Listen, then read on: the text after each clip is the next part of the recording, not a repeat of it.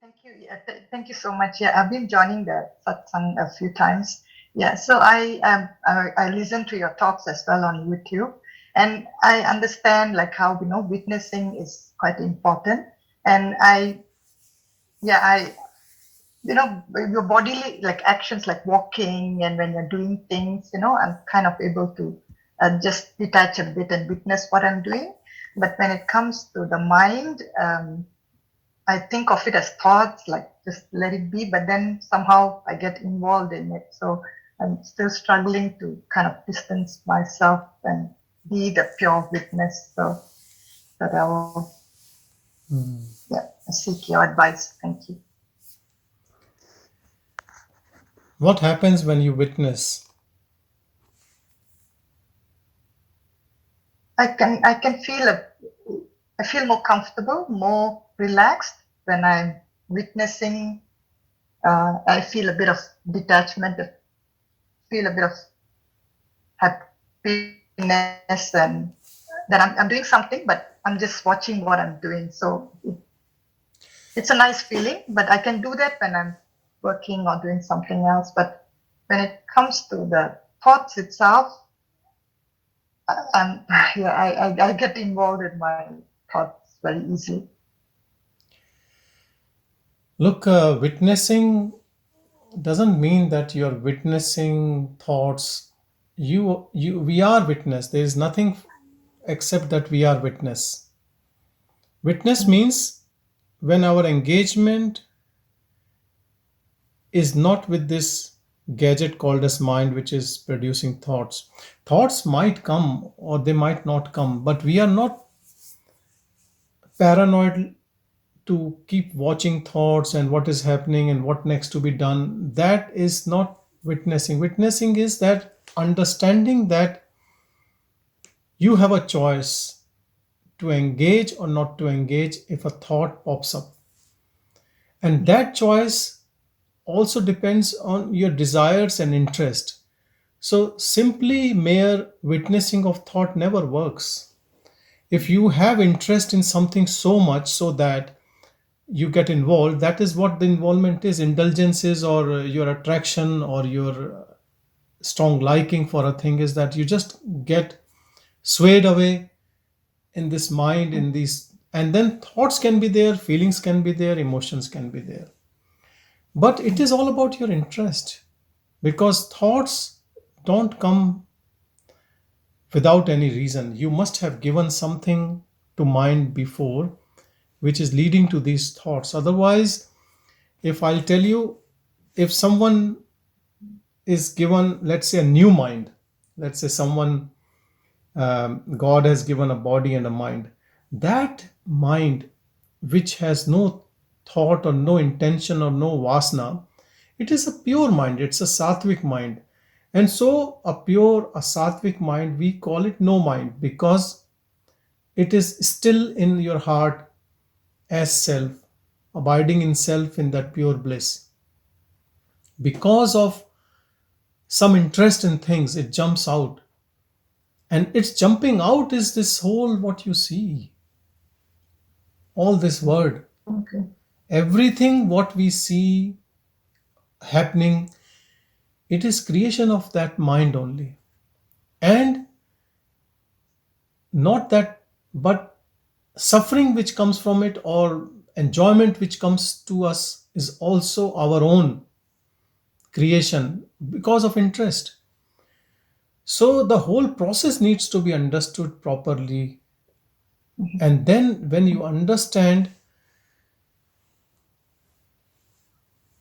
something which is always pure, which is not involved with mind at any stage, which we call it self or Brahman, that is what that stillness is. And you are that stillness. You don't have to experience any stillness. All experiences are at the level of mind. When the mind feels there is bliss or there is that, and then nobody is disturbing, or what you like, you have received that or acquired it, and then you feel peace. So, this peace is of no value because it is coming and going. If we understand this whole process, what happens is you just keep quiet, in that sense that quiet doesn't mean that you don't talk. Quiet means that your mind becomes quiet because it understands futility of all it was doing, running for things in the external world or even in mind, at the mind level, that I will take this, then I'll do this, and then in that garbage of thoughts we are picking and choosing and doing all sorts of things. It just gives up. And when it gives up, then what is there is always there. So efforts are only to give up your tendencies to run for things, or run for, even mental run for liking or disliking or judging or all. Because when we understand that this bliss is self, self itself is bliss, and mind itself is all restlessness and suffering, when you understand this simple truth, then why would you run? All running and people complaining that it's not happening is because half of our interest is still in mind, half of our interest is in self. When our interest is 100% in Atman, in Brahman, then we don't run. When things happens, they happens according to whatever we call it destiny of the body. But you are witness to everything. Self is never involved. And so I would say this feeling, which I think um, you can feel within you, that egoistic feeling is like, this is mine and these people are mine, or this is my job or this is their job, or all that agony in form of so many emotions and thoughts which keeps going within us, which actually constitutes this ego. You have to give up this, then witness will happen. Otherwise, if this entity, which is ego cannot be a witness. It can pretend that when things are settled, I am witness, and then another thought comes, it attaches, because self has nothing to do with any thought. It's only ego which plays game with thought. It is only extension of our mind. Ego is only extension of our mind. And that extension of our illusion, that I am this body, I have to do this, I have to create this, all which starts from I, is an issue. Because see, mind's job is to gain knowledge, to gain experience, to see things around us and experience those things, good or bad, and then feel good or bad as they come. And almost most of the lives end with that. And then one day body is dead, and then the mind takes form, another form. Because we never question, who am I? Who is this mind? So whatever name given to this body, is that me, this body, or this mind, or these thoughts, or there's something beyond or more important than this? When we question it first time, that mind which is only showing projections outwardly, which we believe, we start questioning. We say, stop for a minute. I want to know, who am I? I'm not interested in your whatever you're showing me. And then your internal journey starts. Understand this whole thing just by saying simple that now I am witness. It's not going to work because your interest is there. If your interest is not there, the game will finish immediately. That is why Bhagavan always used to say disinterested action. Disinterested action means that action is happening You have no interest, but you are not against or for it. Like you go to watch a match and you are not accomplice to any of the team. You just watch. Whoever wins, it's good. It was a good match for you. Whoever wins. That is what, when we stay in that neutral state of our own mind, that means now the mind has given up its rajasic tendencies and tamasic tendencies. And sattva, in that sattva gun, it gets absorbed in heart and that pure self. And then you see what it is. It is always there, but because of all these tendencies of mind, we don't see it. So when you practice, when you stay as witness, you should also try to practice throughout the day, throughout your dealing with people, that you don't behave and talk as a person. Behave and talk from that source as awareness, which is unbiased, which is not supporting this body and not rejecting other body. That one which supports this body and tries to do everything for support of this body only is our selfish ego. And this selfish ego can never do a true witnessing. So giving up ego, giving up that selfish ego is most important. And that is our sattvic mind, where the ego has almost subsided. And then that witnessing is our natural state. When we say witnessing, actually self is not trying to witness thoughts. It is just witness. It is pure witness. It's sakshi bhav. It's always there. Awareness is always there. It sees everything happening. And when you stay like that, you attain bliss, because involvement creates problem. People go to job and you ask them, they say it's work related stress, because they are on a doership role and there's a boss, colleagues, environment, there's stress.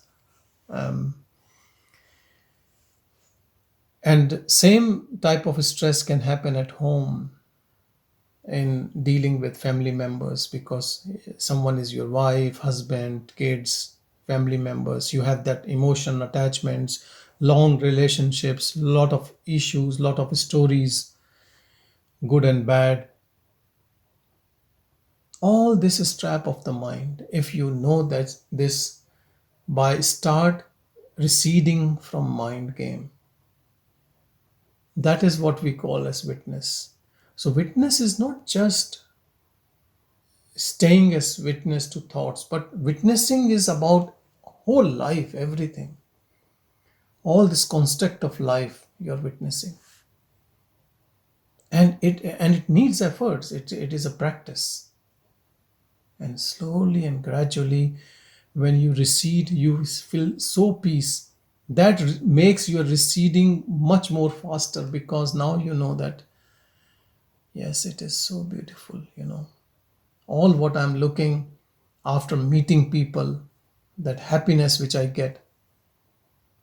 But you can't guarantee happiness meeting people, because sometimes they are in a different mood. So you have given your happiness in others' hand. But this happiness, this bliss which you are, is always there. It's always the same. Independent of your thoughts or others' thoughts or situations. And so just understand this truth, that this witnessing is encompasses all our life in every form. What we do, we act, we move, not just only thoughts. And then you come to that maturity or wisdom within you, which keeps you away from everything. Externally, people will see you moving in body and doing a job and family, and everything looks same externally. Maybe perhaps some things will drop, definitely, but but you will have that bliss of your own self. And this is the grace of that self. You and self is same, so there is no coming and going anymore.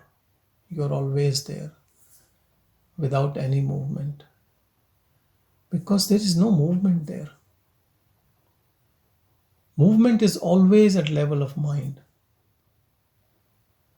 Here you can call it stillness or emptiness or shunyata or nothingness, but it is not nothingness, because a lot of people actually even discourage Buddhism or these teachings because they say, oh, then what is the fun? I don't want to be nothingness, I want something there. They think it is a path of maybe people who are very unhappy about life. I would say this is the path of complete acceptance of life and living in that acceptance. But yes, not counting yourself as an entity in this everything. So one thing you need to understand is that knower of this knowledge is knowledge itself, which has no interest in all the relative knowledge happening or things happening. It is free from all those afflictions. Internally, he is completely free. Otherwise, how can you experience that bliss what you are if you are in doership mode? So contemplate on this, and you will notice that yes, this is not just simple one exercise of witnessing thoughts. It is much more. It is everything. Bhavana, do you want to say something? Yeah. Thank you. Yeah. Now I get it. Like it's more like it's to do with the day-to-day activities and being in it like throughout the day. Yeah. Yeah, Thank yeah. you. And Namaste. look, we all can slip into, when you come across a strong personalities or especially people with whom you have long relationships, but gradually and slowly you start establishing in that. So this type of abidance is a slow process, but it is good, if you stay on it. Thank you. Thank you.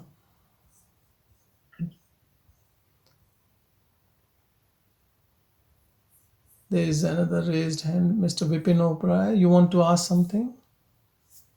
You have to unmute yourself. Thank you.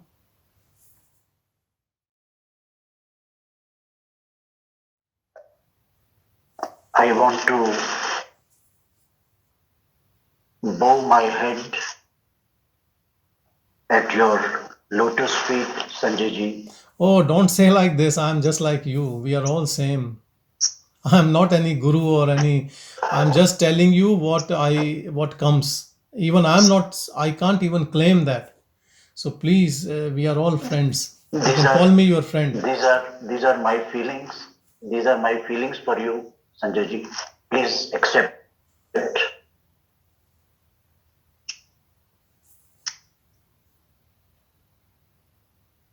When I watch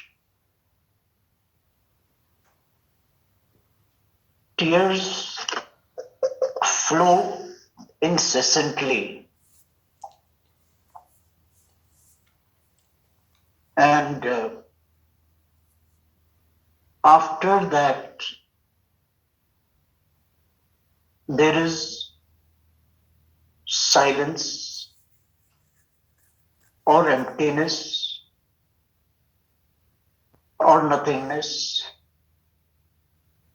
or whatever it may be called. But the tears continue.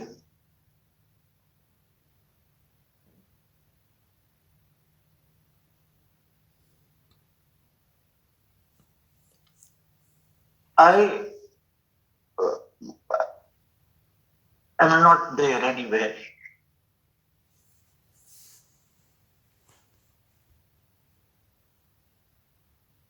total, I don't know.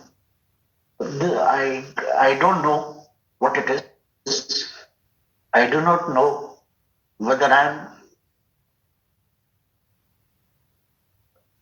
on the right track. Yeah, look, this is only mind which comes later and it says like this, I don't know and I'm not sure whether I'm on right track. But what that is you. What tears flow because there is grace.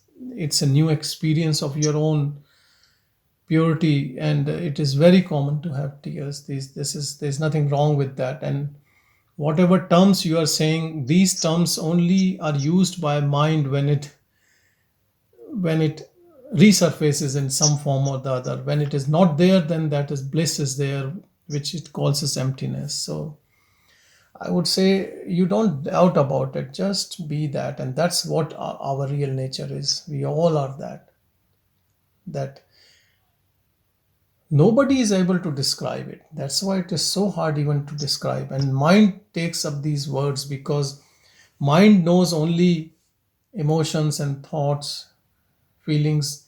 When there's nothing there, it calls it emptiness. So this is what we all are. That is what is our real essence, is tattva. And that is tattva gyan, because I think you are getting into realization of self, and somehow then the mind pops up and talks. But these spasmodic realization can become continuous, but you have to focus on this and continue what sadhana you're doing, and so make it, establish it. So I think it is so beautiful. Thank you to share. Thank you.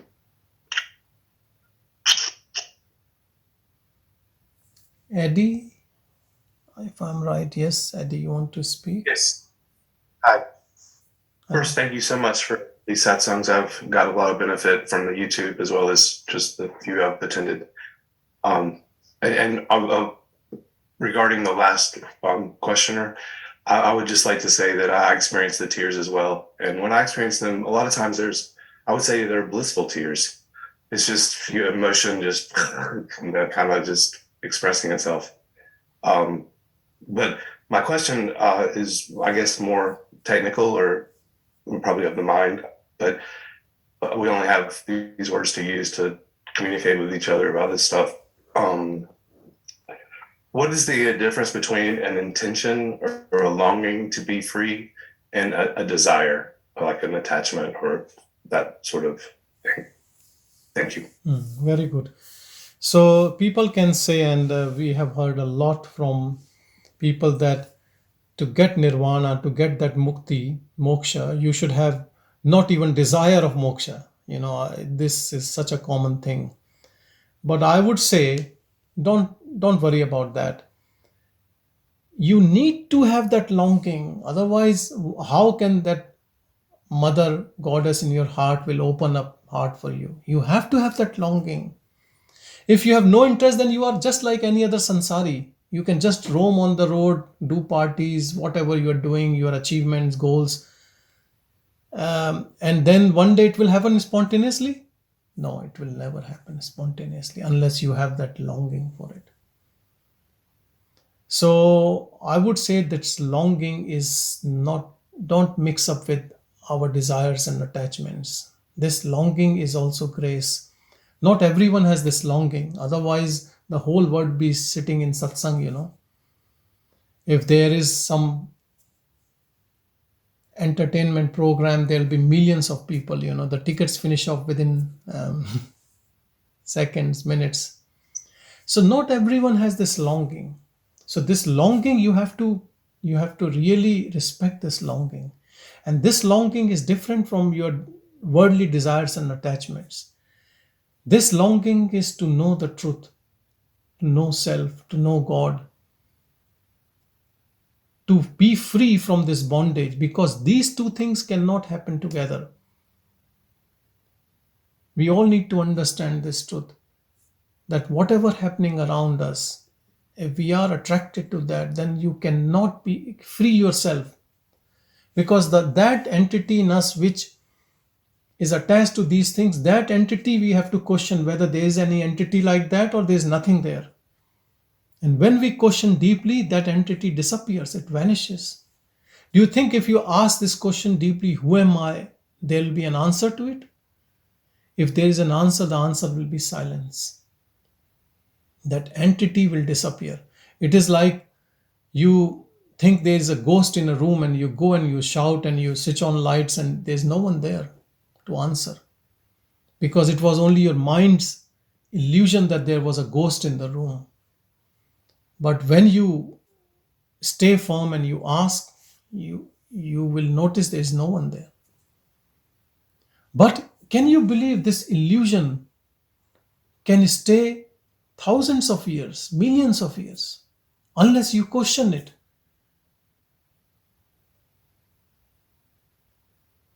And the one who is questioning, he thinks everyone is questioning. Not everyone is questioning. Yes, people question it, but then somehow they get lost. They don't finish it.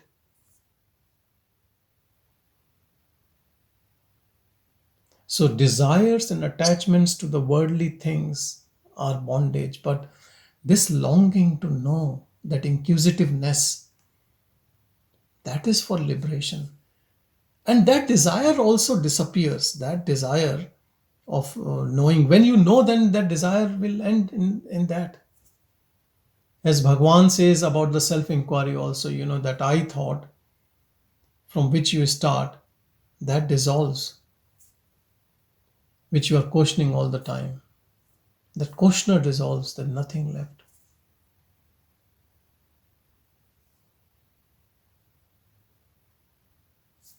Because, Eddie has said, and Vipin Oberoi has said about this, these tears of joy, this is all that, because you have that darshan of your own self, and because you have no clue, it gives you these blissful tears. It is so beautiful.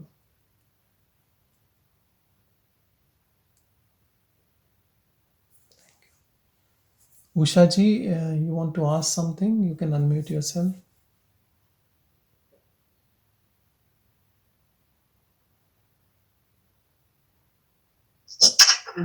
My namaskar and pranam, Dr. Sanjay ji. Namaskar. Namaskar.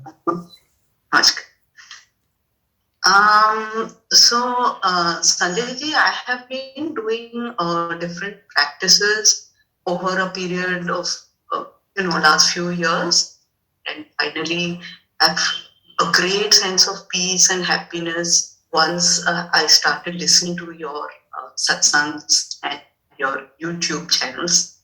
And I had a question basically with regards to the practice. Now I'm able to sit with my eyes closed and abide in silence from what I understand it to be. But when I'm having my eyes open, I don't know, I'm just trying to locate it in the heart and try to abide in the heart.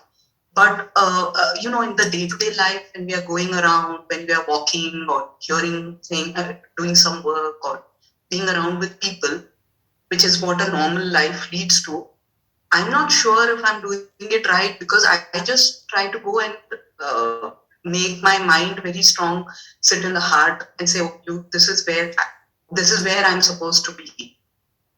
So I don't know if I'm doing it right or wrong. So this is one of the things I wanted to Can you explain? Clarified if I'm doing it right. Please explain me, what do you mean by when you are trying to force your mind into heart? What do you mean by that?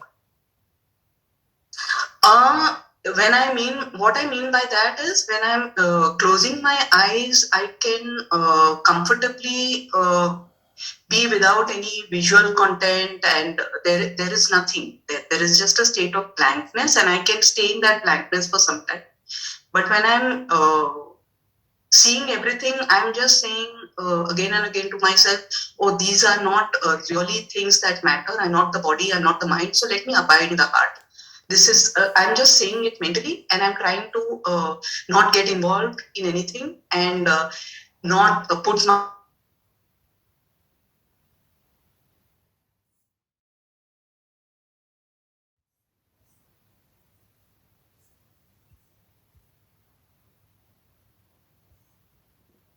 I'm sure if I'm doing it right, but I just try to put myself in the heart and say, no, don't, just stay there. Yeah. So look, this is also one of the techniques, and look, each to his own. So maybe this is working for you. You can still do that, because even Bhagavan said that, look, if you are going out, your mind is going out into things, and as soon as you realize, just that realization that no, I'm not this body, is a really good reminder. So these are the like reminders coming and bringing it back to the source. So there's no harm in doing it, like when you are in solitude, then things are not creating any issues with you, and you abide in that. But then when you are among people, then maybe you have to put those reminders to the mind in a form of a thought, look, come. So that's okay, that's fine. I think this all belongs to the same practice of abiding in self, though. So I think it's perfect, nothing wrong about it, because these are the reminders which we have to keep giving until it becomes natural, sahaj. So the mind just merges in self. It's really good. Bhagwan even has said this about saying and then coming back. Because look, silence, self inquiry, self attention, even mind, breath control, all these, whatever works, they all, you can use different tools at different times also. It's all good. Thank you. Baraka, you want to ask something? Yes, Namaste, Hello. Sanjay. You're still in Hi. China? Yeah, I'm in China. Okay, good. Yeah, there is this practice that I've been doing where, like, when I'm meditating, I take my attention or my awareness to the voice. Like, everyone has a voice that maybe when you speak, where the voice comes from, or maybe when you are silent and you speak silently, you can also hear the voice.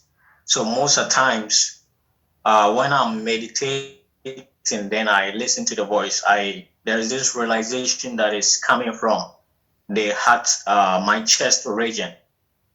So I try to, like, I put my attention to try, and so I tell myself that where is, like, this voice coming from? Where is the location?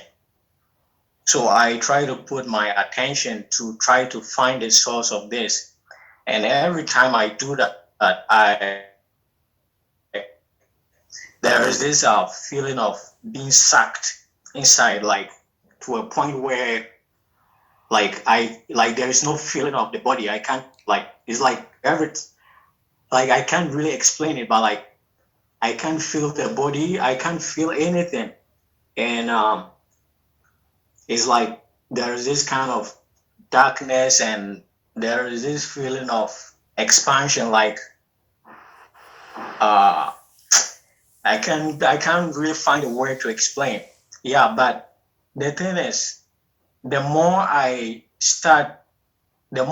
keep in this state, and I keep getting sucked into a point that this fear, like, there's a fear that comes, like, then it's like the mind comes. Usually when I get into this state, like, I can't really even feel the mind itself. It's just like being there is no way to explain it. Yeah, but the fear, my problem is that the fear usually comes, and then it's more like a fear of the unknown, and then I snap out of it. Or even, like, when I'm walking or just sitting down, and then I immediately tune my attention to that. I start getting that feeling where I don't even feel my body. My eyes can be open, or I can even be walking, and I feel that I don't feel the body, and I start getting sucked in. Then fear just comes immediately. Then I snap out of it. So I don't know if this method I'm doing, if it's something that is dangerous that I should avoid, or if it's a right method, and how can I deal with this fear that usually just comes all of a sudden, then I snap out of it. Thank you. Thank you. So, Baraka, this fear, a lot of people get, and I think everyone goes through this fear. Even Bhagavan went through this fear. And he transcended that fear and was sucked in completely and was finished by self. Now, how this will happen and when this will actually happen completely, who knows it? But I don't think there's anything to get scared, and then the mind creates this doubt whether this technique is right or wrong. There's no technique. What we call as techniques is just whatever works for this body. It will create a technique, a special technique tailor-made for Baraka's mind, and that is the best for you. Oh. And when we talk about fear, yes, there should be a fear, because it is the finishing game for the mind, for the ego. So it uses its last tool, this fear, and fear that is, I'll lose everything and I'll be in darkness and there will be nothing there. Because you have to understand, it is the last bait of your mind to survive. This word, what we see around, it is projection of the mind. But those poisonous that poison of this word goes out the moment your attachment to the word finishes, because this is illusion. So then it cannot do any harm to you in any sense, but it can play the last trick while you are still attached of this fear.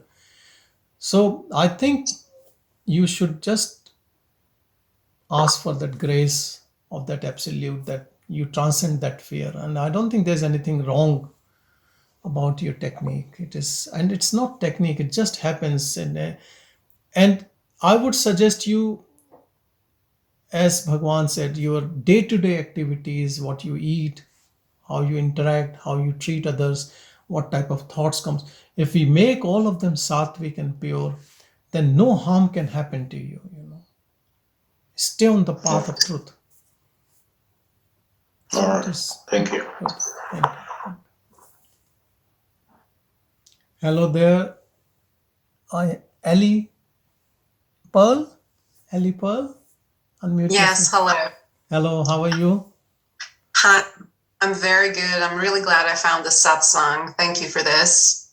Thank you. I've been helped a lot by the YouTubes, and I jumped on the live when I understood that this was actually a choice as well. So I have a couple of questions, and I have a really insightful experience that happened that I'd like some reflection. Yes. If that's okay. So, first of all, in the last couple of YouTubes that I've watched, and you also reiterated it today, this thing about the longing for the truth. And at some point in another satsang, you even said, you can even ask for that longing to be more. So, since I have been in these teachings, which has been a while now, I have understood that somewhere intuitively all my life I've been doing this from the beginning.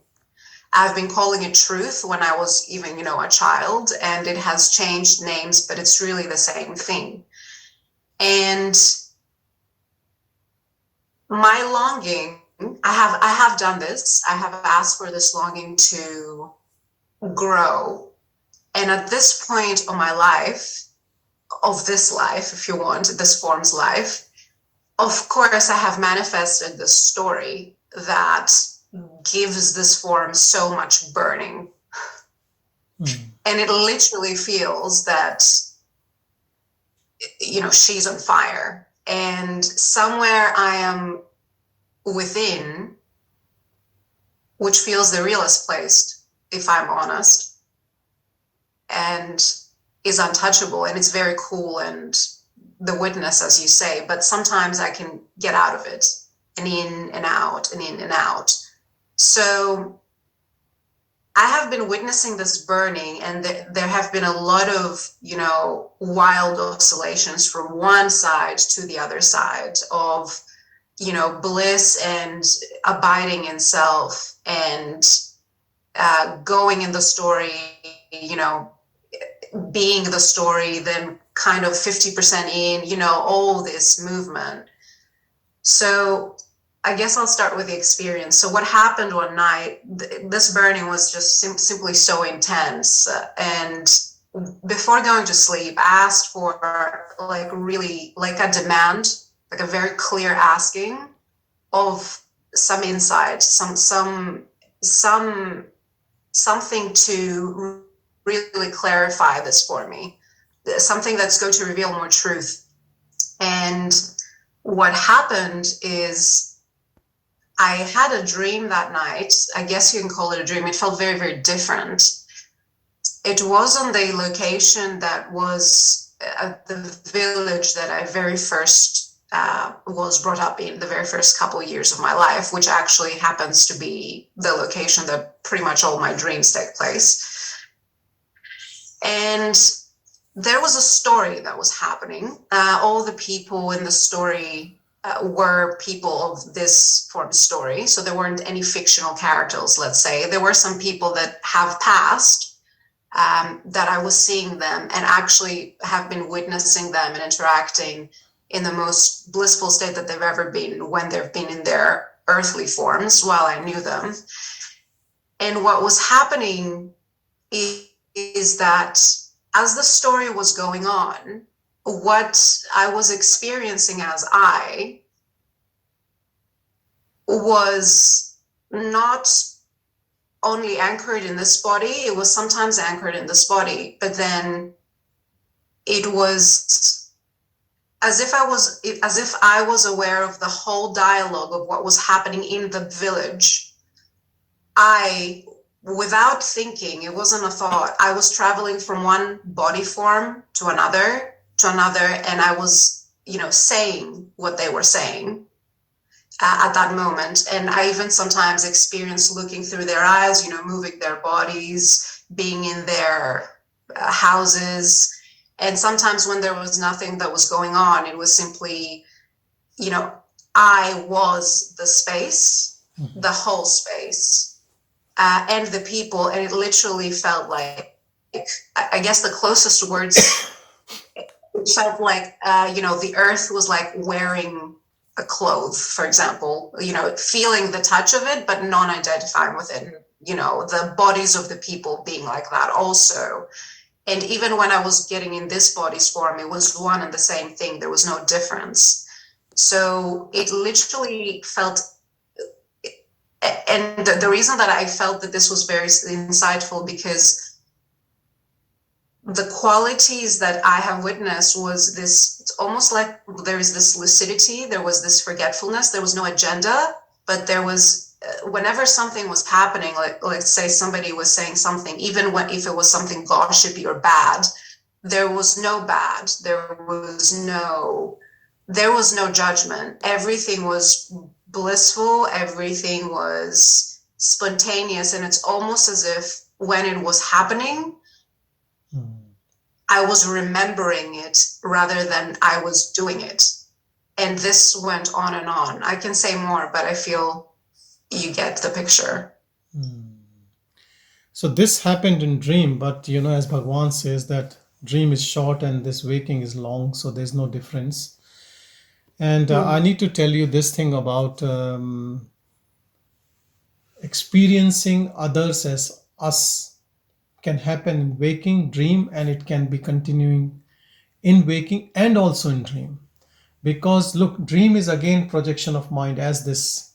So what happens in dream, you can definitely say it is as real as this, in that sense, that awareness, which is seeing the whole drama unfolding.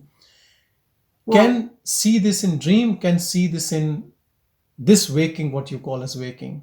I had an email from someone, and she experienced something similar to what you are saying recently in waking. So she was with her family, with her husband and son, and then she felt as if that son and husband is she, and everything is she.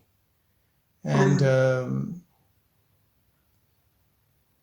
that is what it is, that awareness is. And then you said you are also the medium, the space. When nothing is happening, then you are that space. So that, and then it is always uninvolved. This is space, you can call it awareness, is always uninvolved. That's why all the dialogue is happening or not happening, or what people are saying, there's no judgment out of awareness. Judgment comes only at ego level. So there is no judgment in it. It is so blissful. It is that what we are. We all are that.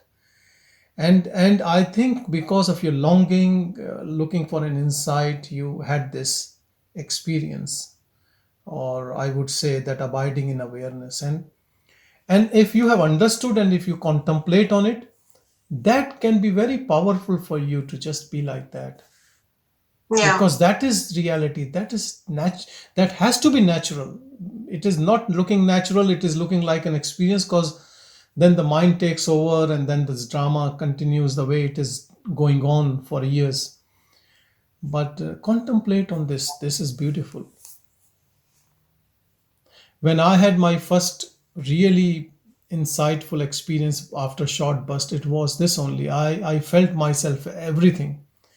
Chair, table, people, wall, everything. I could not find the locus for me where I am in the room.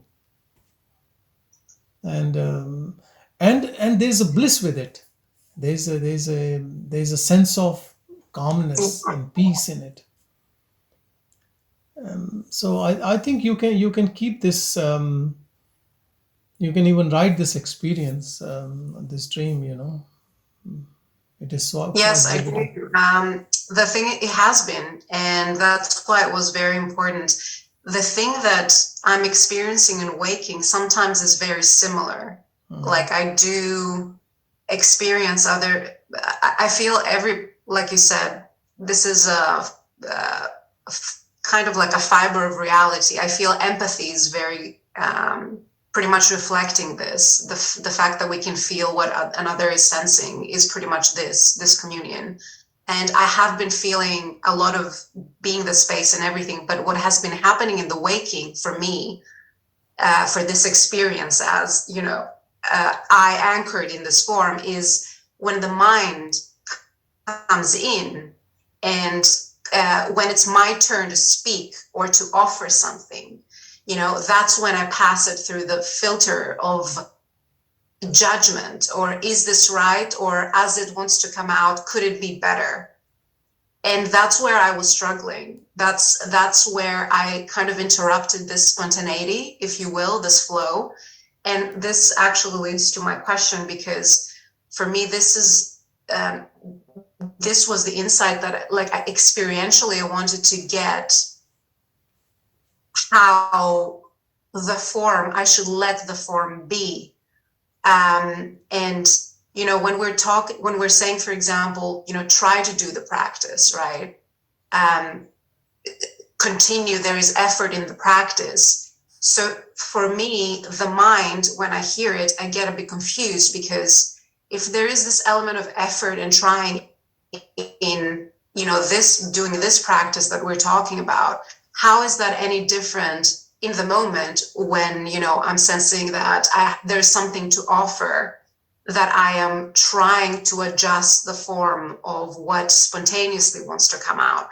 Why is that trying different to this? Because the one has the sense of doership, like I'm doing something. Whereas, for example, in the dream, there was this spontaneity that it almost felt like, like being everything whenever the next person's or whatever thing it was to happen.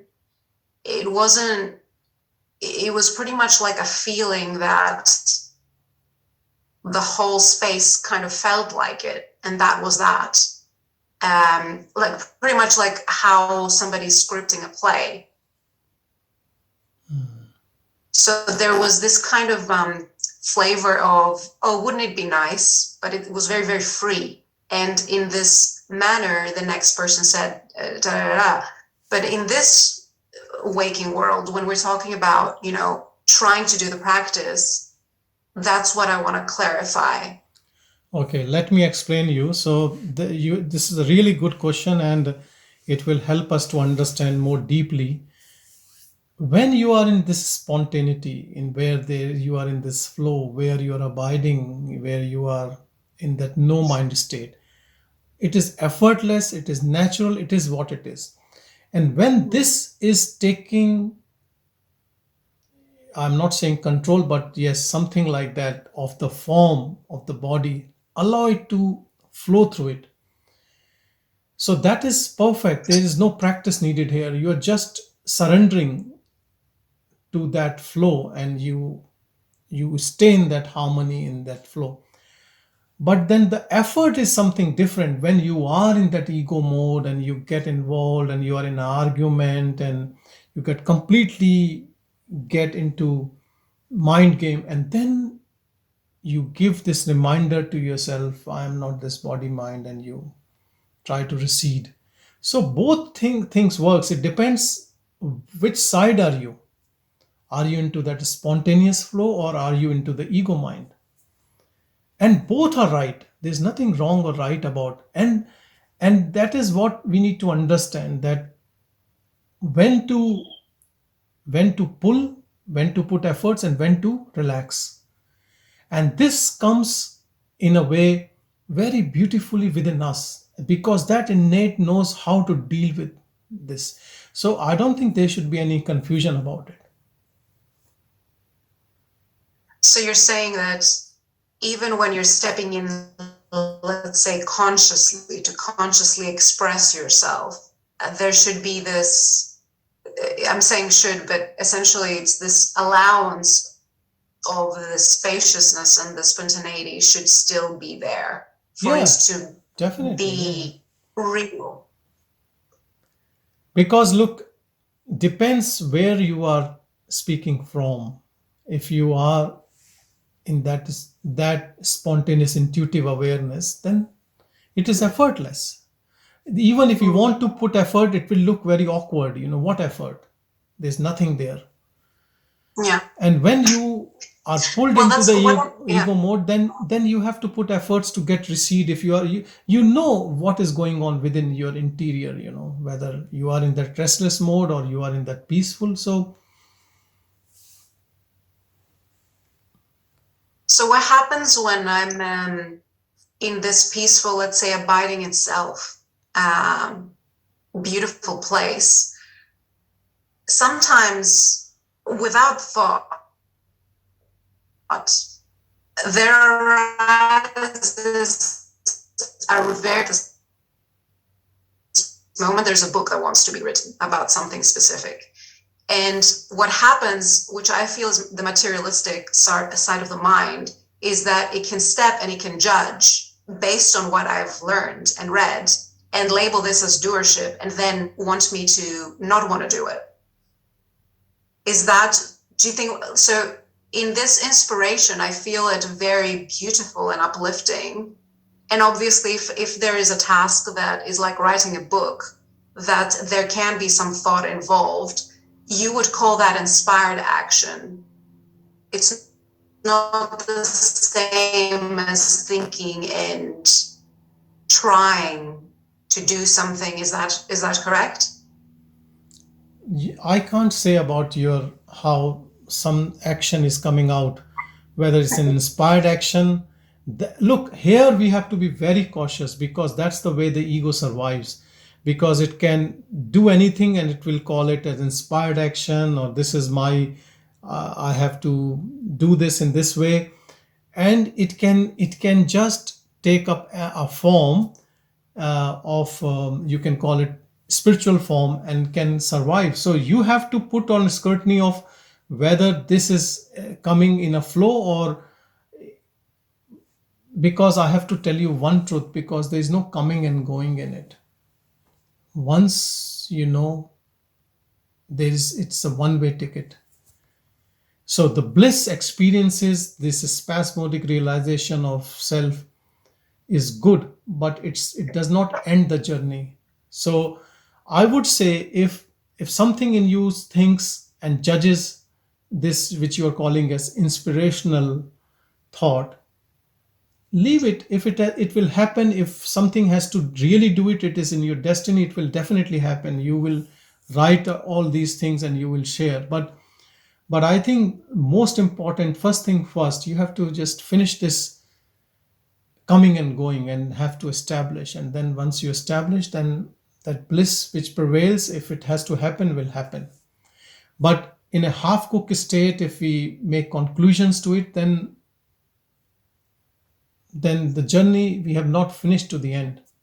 That is what I would say. So you have to be cautious about how things unfold in your life, because a lot of people, I'll tell you why people don't have this fully self-abidance in natural, effortless.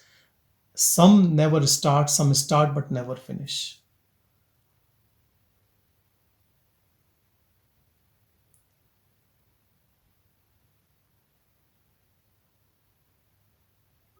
Yeah. So give it more time and don't make any conclusions about things.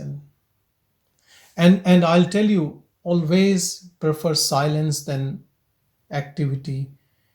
If you have to choose one, you will never go wrong if you choose silence. Yeah. Can you please, I respect very much your, it's the experience that I've been having with these satsangs is that even when there's talking, it feels really quiet during the talk. And that's why it feels very, very real and true to me. And I'd really appreciate it if he can briefly describe your experience, your own experience when, say, you feel inspired to make a video or you feel inspired to organize a satsang, your own forms or however you want to call it, experience. I don't feel any inspired at all. Who am I? Who is getting inspired by whom? Who is giving me feed to get inspired? If something has to happen, it is happening. I'm witnessing as you are witnessing. If it happens, it happens. If we are on this satsang and something goes wrong, then there is no satsang. But the bliss is not dependent on this satsang, because if this is the thing, this is what Ellie, isn't it? I can't read your name, but Ellie, yes. This is what we need to understand, where that energy is coming from. If nothing happens, the bliss, that is what I was telling you. Silence should given priority always, whether actions happens or not, things happens or not, videos are made, satsang happens or not. Nothing should affect that bliss. Bliss is not dependent on satsang. Satsang should depend on that bliss. So it should come from that bliss. Everything should come from that bliss. It should not be the other way around. If we always follow this principle, even at the cost of this body or life, then you are always you will attain that bliss in that fraction of a second, if that is the way you take things. Because you are not giving priority to things and actions and doership, or even if there is no doership about the actions, you give priority to that silence. And if something emerges and something happens, it is good. If nothing happens, it's good. Because nothing is more important than that. Thank you. Thank you. Let's just sit in our pure silence and be the devotee of this pure silence within all of us.